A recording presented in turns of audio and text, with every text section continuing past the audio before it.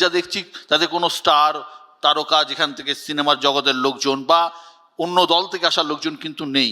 যখন নদীতে বাঁধ থাকে না, জল থাকে না, তখন সব ভাল লাগে, সব চলে যায়।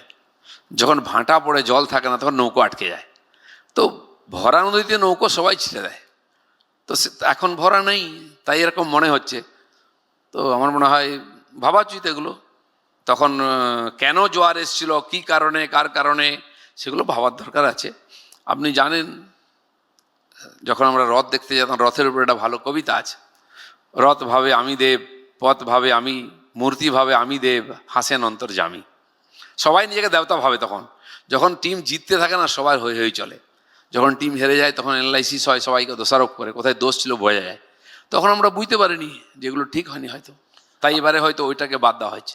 আপনি বলছেন নদীতে জল নেই, ভরা ছিল না। অমিত শাহ বলছেন 2/3 সিট জিতবেন আপনারা। কি হতে যাচ্ছে রেজাল্ট? সে তো ইলেকশন আসছে, মাননীয় প্রধানমন্ত্রীর সভা হয়ে গেল, পার্টি আছে, আজকে পার্টির মধ্যে উচ্ছ্বাস আছে, উৎসাহ আছে।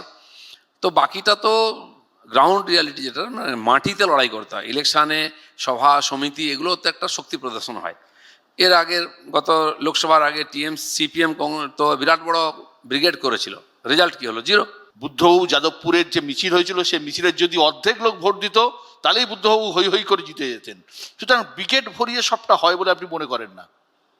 না, জনসভাটা সূচক নয়। জ্যোতি বসু যেতেন, লোকেরা দেখতে আসতো, তারপরে চলে যেত। রাজীব গান্ধী যখন আমাদের এখানে আসতেন, আমি নিজে তার সভা দেখতে গেছি, তখন কংগ্রেসের একটু ভালো অবস্থা ছিল, বিশাল সভা। রাজীব গান্ধী এলেন, তাকে দেখলো, ওনার ভাষণ শুরু, লোক হাঁটতে আরম্ভ করলো। তো বেশিরভাগ বড় সভাতে তাই হয়।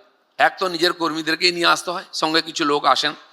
হ্যাঁ, এটা বোঝা যায়, হ্যাঁ পার্টিটা আছে, এখনো শক্তি আছে। কিন্তু রাজনীতি তার পুরো লাভ এরকম নয়। রাজনীতি বা নির্বাচন অন্য জিনিস, সেটা আমরা দেখেছি। বড় সভা না করে অনেক পার্টি জেতে। আপনি কতটা আশাবাদী এবারে? আমরা তো আশা নিয়ে লড়াই করছি। আমি আশা নিয়ে এতদূর এগিয়েছি, আমি তো হতাশ হওয়ার লোক নয়। কিন্তু সাধারণ মানুষের মধ্যে যে আগ্রহ, যে তার বডি ল্যাঙ্গুয়েজ, তারা পরিবর্তন চাইছেন। খালি এমনি নয় যে অনেকদিন হয়ে গেল, তা নয়। যে কিছু ঘটনা ইদানিং 2-3 বছরে ঘটেছে পশ্চিমবাংলায়, যেটা সাধারণ মানুষ, গ্রাম শহর, শিক্ষিত অশিক্ষিত, সবাইকে নাড়া দিয়েছে। তাই তারা পরিবর্তন চাইছে। সে আরজিকর হোক, বা ল কলেজ থেকে ইঞ্জিনিয়ারিং কলেজে মহিলাদের সঙ্গে যে ঘটনা ঘটেছে, বা বকটুইতে 10 জনকে জ্বালিয়ে দেওয়া, তার কি আছে, দুর্ঘটনা হতেই পারে। আপনি কি মনে করেন এগুলো মানুষের মধ্যে মানে চিরস্থায়ী গেঁথে যায়, থেকে যায়? চিরস্থায়ী নয়। যেমন আপনার কোনোদিন গায়ে যদি চোট লাগে না, ভেতরে একটা ব্যথা থাকে, শরীর দুর্বল ওটা বেরোয়।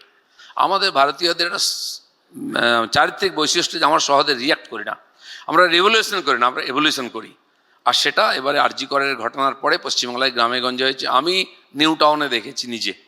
নিউ টাউনে লোকজন থাকে না, দেখা যায় না, কিন্তু রাত্রে 1টার সময় প্রায় 20,000 লোক বিশ্ববাংলা গেটের নিচে উপস্থিত হয়েছে। এটা অভূতপূর্ব, আমি কল্পনা করতে পারিনি। সে লোকগুলো ভুলে যাবে না, আরজিকর মনের মধ্যে আছে। সুযোগের অপেক্ষা, পরিবেশ পরিস্থিতি অনুযায়ী তারা তার জন্য সিদ্ধান্ত নেয়। আপনি আরজিকরের কথা বললেন, এসআইআর, এই ধরুন বর্তমানে গ্যাসের সংকট, এগুলো ইস্যু হবে না? নিশ্চয়ই ইস্যু হয়। গ্যাসের সংকটটা কিসের জন্য লড়াই হয়েছে বলে? মোদী সরকার লড়াই করেনি। যাদের কাছে ইস্যু নাই তারা তেল গ্যাস নিয়ে লড়াই করে। তেল গ্যাসের দাম তো 10 বছর বাড়েনি, ইস্যু পাইনি, হঠাৎ একটা পাওয়া গেছে যুদ্ধ হওয়ার জন্য। আমি বলছি নিশ্চয়ই এটা কষ্ট হচ্ছে মানুষের। তার জন্য কোথায় প্রতিবাদ করা উচিত? যাও রাষ্ট্রসংঘে, যাও আমেরিকান এমবেসির সামনে ধর্ণা দাও। ধর্ণাতলায় বসে কী লাভ হবে? তাও 2 দিন লোক হলো, 2 দিন লোক হলো না, বন্ধ হয়ে গেল।